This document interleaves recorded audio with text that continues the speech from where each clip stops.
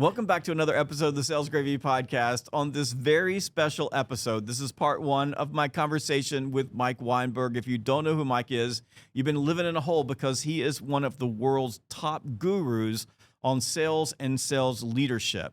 Before we get started, I want you to go check out Sales Gravy University. Sales Gravy University is where teams and individuals from all over the globe come to learn how to sell more.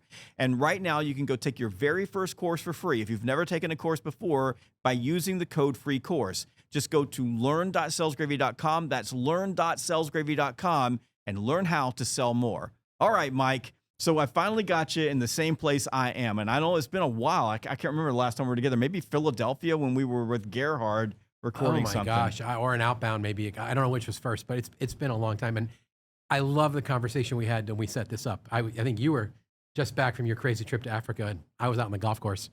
And I told you I was going to be here, and you're like, we are getting together in person. So I am honored and thankful. So good to be here. So we got a lot to talk about because we haven't been around or been together in a while. So first, I want to just find out about you. Like, how you doing? You went to Portugal. You're playing golf. You've got all of these incredible events that you're running for sales leaders. So just give us an update on Mike. I'm happy to. I think I've read 4 of your new books since I've seen you last. You've read one of mine. That's talk about prolific, but we'll get to books in a bit. Yeah, I'm having fun. I'm still amused. I'm still amused at the whole thing that people want to hear what I have to say, or that the basics we're teaching, whether it's New Sales Simplified or from the new book, First Time Manager Sales. The hunger for some simple truth in the sales world, because as you and I talked about for years, the number of masqueraders and charlatans and fly-by-night bandwagon jumpers, they come and they go, and we're still here telling the truth, preaching the simple things that we do. So I'm enjoying the place in the business that I have. I'm thankful, beyond thankful for the opportunity to go into companies. I still kind of pinch myself when I get called by a big company. Hey, come on in, lead a couple-day sales management workshop. I'm like, you want me? And then I get there, and because you do this, and you start asking the most fundamental questions about how they're doing accountability, or they coaching their people, or you wrote a nice comment on my podcast, promotion this week on, are you teaching your people to run sales calls? And in companies that you and I both know the names of, I'm like blown away that the basics aren't being covered. So I'm still enjoying. I keep thinking I'm going to get into a situation where I go into a company and what they're dealing with is so complex, or we won't be able to solve the problem, because the simple things we talk about, and it hasn't happened yet.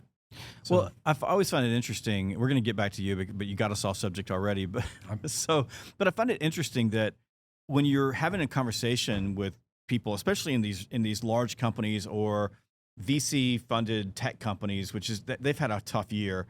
They use all these big words like the tech companies are the worst. Yeah, exactly. It's like the big word today in tech companies is multi-threading. Like we're multi-threading. Like it's some sort of a mystery. Like you need to have relationships with more than one person. That's what we would say right there. But they're multi-threading. So sometimes I get a little bit blown away. I'm hearing these things. Sometimes I'm on a discovery meeting and they're throwing acronyms at me, and I'm literally searching the acronyms and going, oh, okay, that's what that means.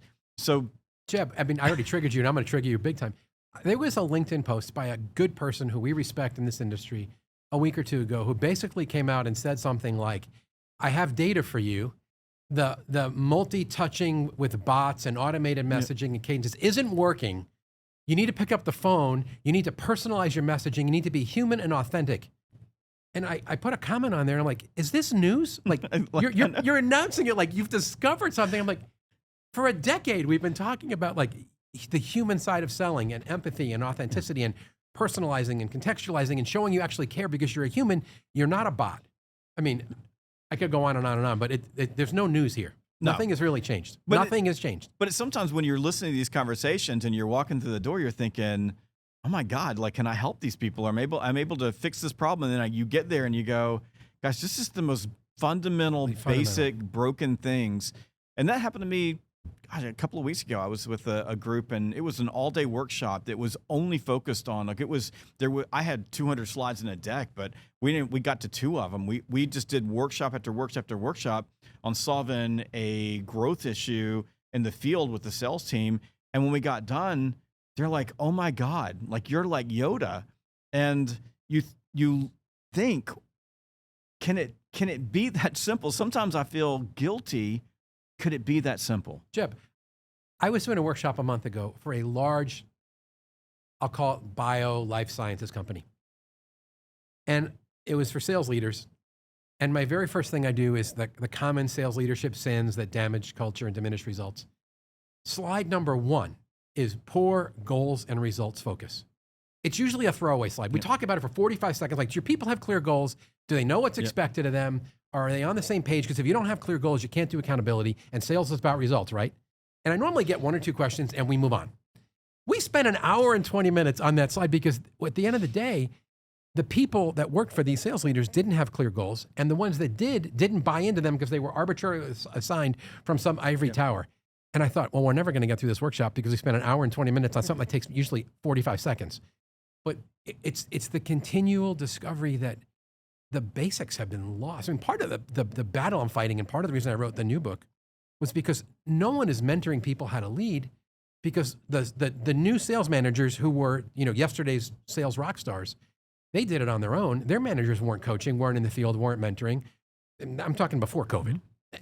So they don't know how to lead people. They think they get in the job of sales manager. Now they're a sales superhero. They just do it. I'm like, no, you're supposed to be multiplying yourself. Like, this isn't the way you and I were raised. So there's this massive confusion of what is sales leadership and what are the fundamentals. Or just how to get it done. I'll give you an example of this. So working with a leader at a company we coach, and the leaders have, has a new salesperson. They're trying to get them ramped up. The salesperson's job is to make phone calls. That's it. They're just an outbound rep. Mm-hmm. And the leaders got them doing some emails and some other things. And I'm watching this for a couple of weeks because I'm trying to help this company get this going, and they're trying to get them ramped up. So it was like, okay, well, they spent 8 hours a day. What do they do? Well, they made 20 calls a day, and we're bringing them along. And this went on. So one morning, I'm in the Philadelphia airport, jumping off one airplane, going to another airplane, and I hear this one more time. And this, maybe we'll call this a Gen X brain. My Gen X brain said, okay, I'm done with this. So here's how this is going to work. So I get the sales leader on the phone, and I get another leader that's a little bit above this person on the phone, and I get the person on the phone, that's the new rep. And I say, here's what we're going to do. You have 15 minutes to make 15 dials and set one appointment. I'm walking through security now. Y'all, I'm going to call you back when I'm through security in 15 minutes, and I want to count on how many dials you made. And everybody goes, okay, because I'm not giving anybody, there's no space here. I walk through security, call them back. How many dials you made? 11. Okay, great. Did you get everything loaded in the CRM? Yeah. Okay, 15 minutes, 15 dials, one appointment. Go. I'm walking to my gate. Go back, get to the gate. Okay, how many dials you make? 13. Okay, so now we're looking at 24 dials, okay? That he's made in about 19 minutes, right? 30 minutes, right. Two 15-minute blocks. But he was making 20 calls a day. Yeah. Right. So do it again. I'm getting on the airplane. I'm going to call you as soon as I get in my seat. And then I'm flying to Atlanta. Do this 5 more times when I get to Atlanta. Before noon, this rep who they've been like trying to get to a point where they could make this many calls does 100 outbound dials before noon that day. My next question, is there any questions about this? Your job is to make outbound dials. That means chop wood. That was his main job. That's it. The only job is to make outbound dials and qualify people. All they're doing is qualifying. They ain't setting appointments. Just they're asking 3 simple questions. Mm-hmm. So if you think about from the leader standpoint, they think this is super complex. But from my standpoint, it is pick up the phone, dial the phone, move to the next thing. Like if you don't have a list, I get that. If you don't have those pieces in place, but that's the leader's job to get all the things in place. We didn't have that problem anymore. So they were literally on a 90-day ramp up to get this person to make outbound dials. We did it in a morning. It's disgusting. It's criminal. What's also the piece that makes me nuts is if you put the coaching aspect. I've seen in a matter of a day or two, a rookie young SDR type person go from incompetent, awful, sounds like a failure on the phone, stumble, bumble. 150 calls later, they're like competent. This is not surgery. Like you make enough calls, and if you listen to a few people who are pretty good, and you get a little coaching in between, in a couple days, you could go like from not acceptable to pretty darn good and passable. That's what we've got. Brad Adams on my team. He's our commando. We send him with inside sales teams, and we'll put him on an airplane, and he'll go to a sales floor, and he'll fix a team in a week. Like the whole thing is broken, he'll fix it in a week. Now, there's one difference between him and the other leaders. Only one difference. The other leaders are going to meetings. they're reserving conference rooms. They're in a marketing meeting. They're in this meeting. They're in this meeting. They're in this meeting. Brad is on the floor running high intensity prospecting blocks. 15 minutes, 15 dials, one appointment, go. All right, everybody, ring the bell, 5 each other, grab something to drink. We're doing it again. Roll again. That's all he does. He's on the floor coaching, and he'll get next to someone and go, okay, on the next call, let's say it this way. On the next call, let's do it this way. So he's just doing incremental coaching on the floor, and he's got energy, and he's there, and he shows everybody what to do. The problem is that the organization's culture is all the leaders go to meetings, so the leaders aren't even there. So It's really good. But it is that simple, isn't it? Like It is, but it's so funny. You're making me think of something I sometimes say when I'm doing a workshop and a piece of the day, like, you'll do a whole day on prospecting. I may have an hour of a full day, like New Sales Simplified workshop. And it's amazing when I get to prospecting, one, how everybody pays attention.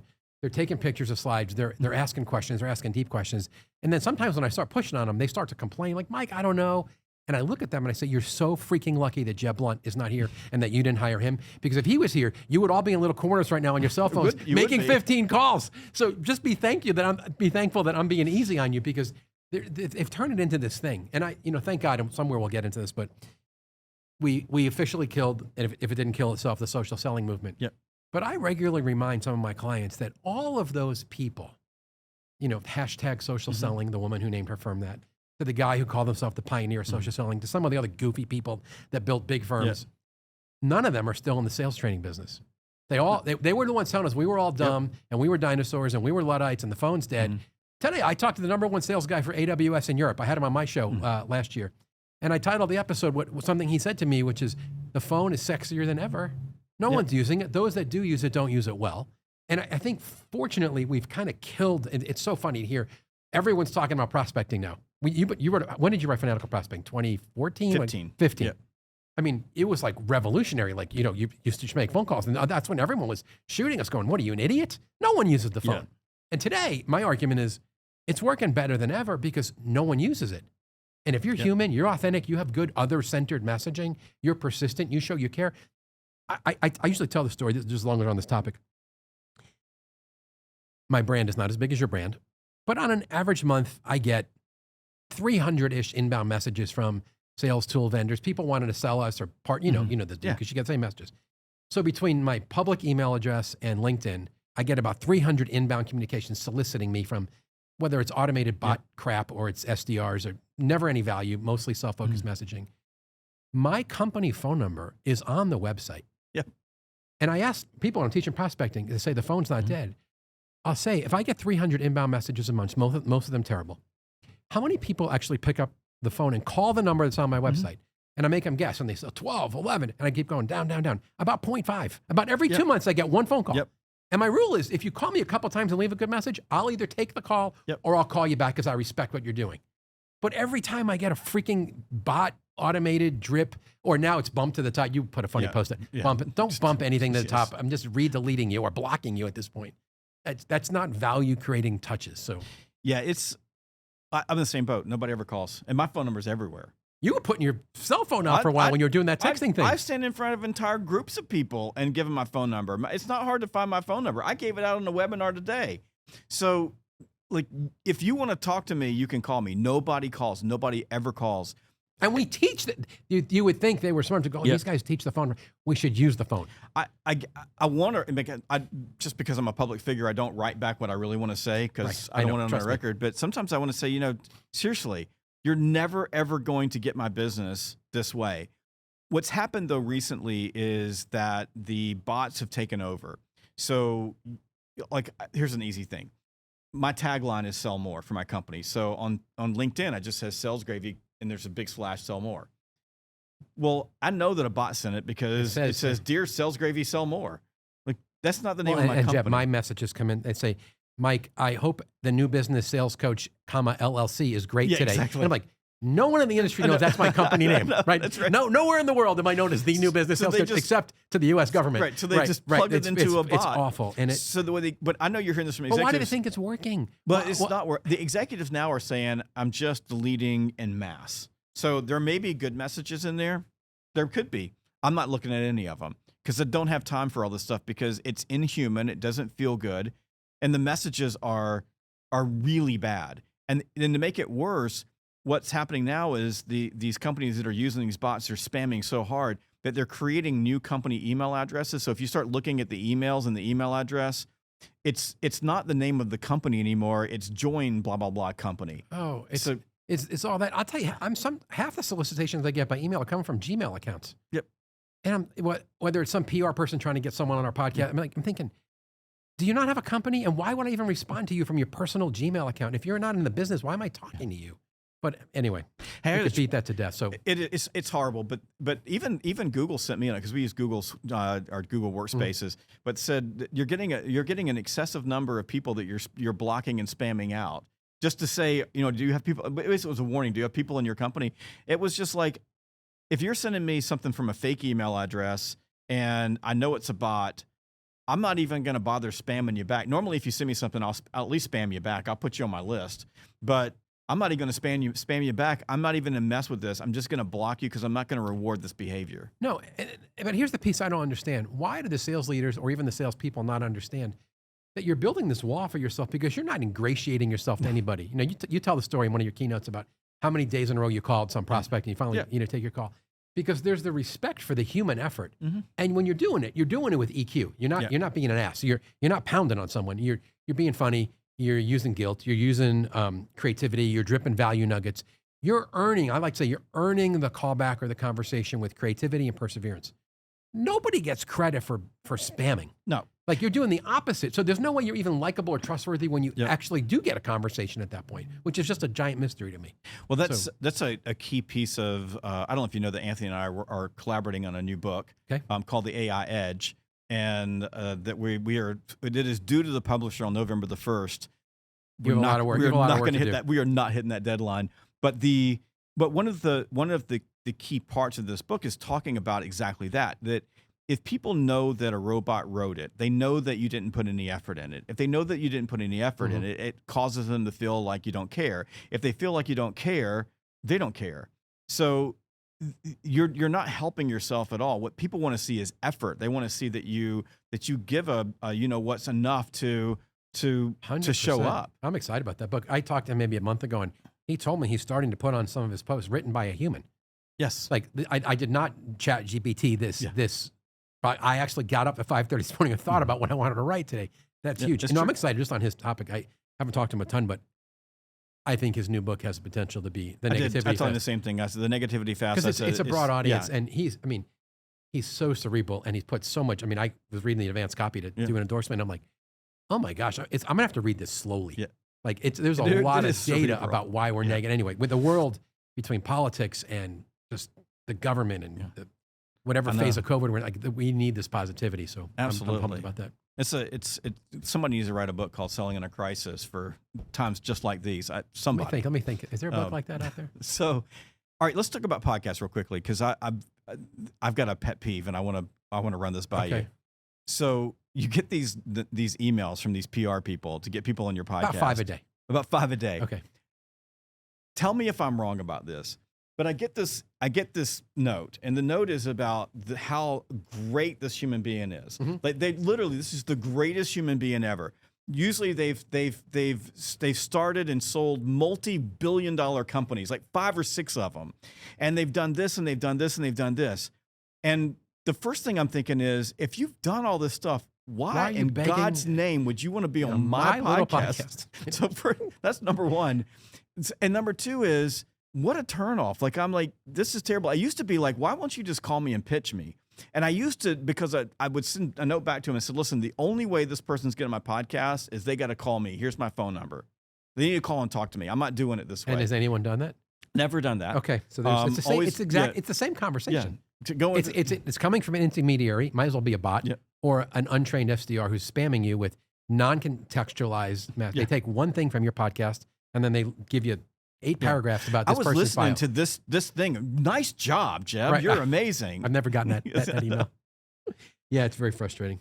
It's very frustrating. I'm just that to me is just such a lazy thing. And there are people paying these people to do this. Like, you're paying your PR firm to do this. Please, seriously, Like, this is It's a mystery. Why are you doing this? If you think this person is interesting enough, the only thing that saved these people is that I've got so many people on my team now that I'm trying to loop in to do podcast interviews, so I don't have to do them all. That I'm like, okay, here's a bone for you.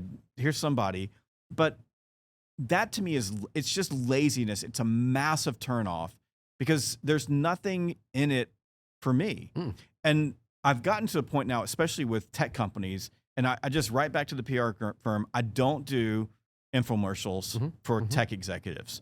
So if this person's got something interesting to say, here's my phone number, my cell phone number, tell them to call me and have a conversation with me. We'll talk about whether or not I just had a similar experience, but the opposite. A tech enablement type company invited me to be on their podcast. And I didn't really vet it out, and I should have vetted it more because when you're doing the book launch, you'll take a lot of interviews. And this one, somehow I let my guard down and we did it. Well, they had no reviews. If you go to Apple Podcasts and there's no reviews, we should not be talking to these people. There's something there. But then the episode came out and they sent me the link and wanted me to promote it. And I went to the podcast episode description, the show notes, and the entire thing was a promo for what their company sold. It wasn't a thing about me or my book or what we talked about. I'm like, I am not promoting this. I don't care if anyone listens to this podcast because there was no love.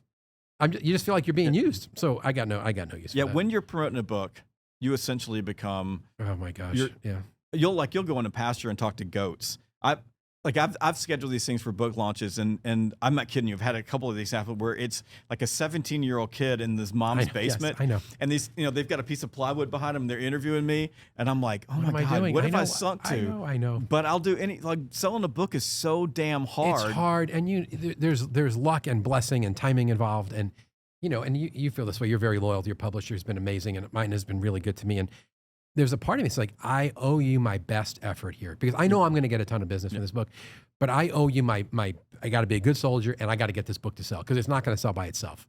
So anyway, yeah, it's fun. It's fun to catch up on so many things. It's been way too long since we had this conversation. So real quickly before we wrap this episode up, okay. This has been a rambling conversation all over the place, and I promise that part 2 is going to be a little bit more dialed in.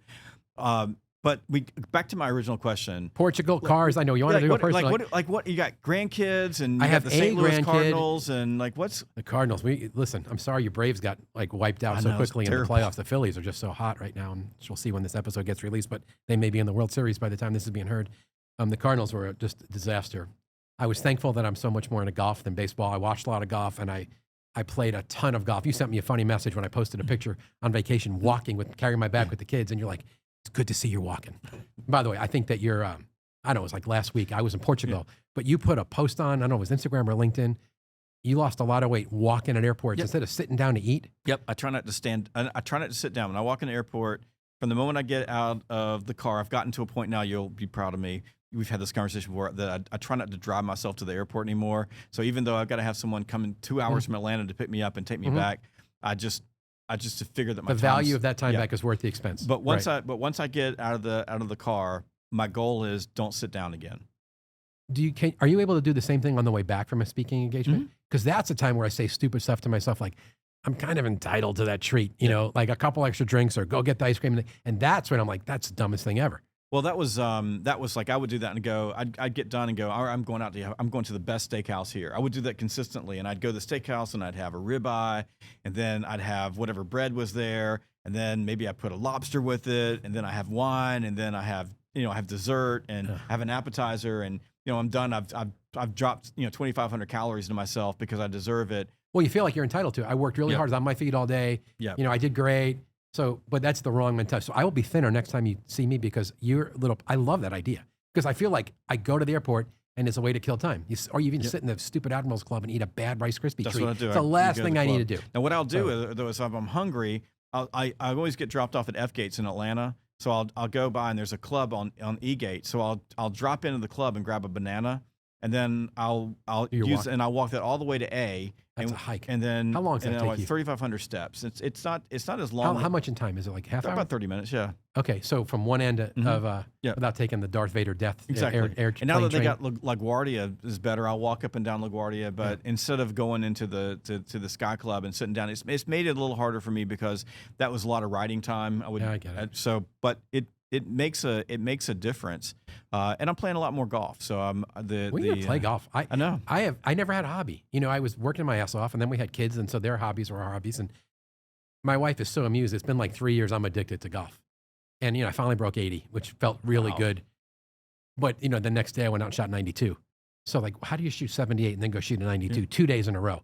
So there's a lot of work to be done. But I love that there's something that's got my attention other than business that I know for years I can try to get better at this.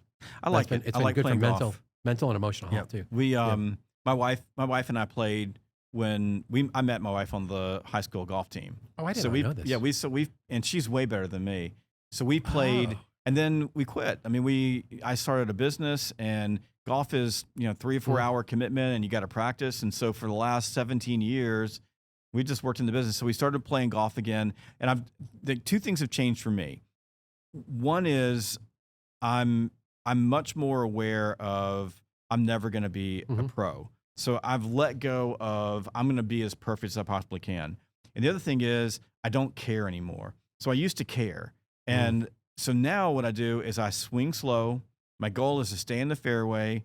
I play from the front tees. I find I don't care if it's the super junior senior. tees. I call it the super senior tees. Super senior tees. I'm playing from the front tee, so I've got a slow swing speed, and I go practice. And I forget how to play golf. Like I shot it on a municipal golf course.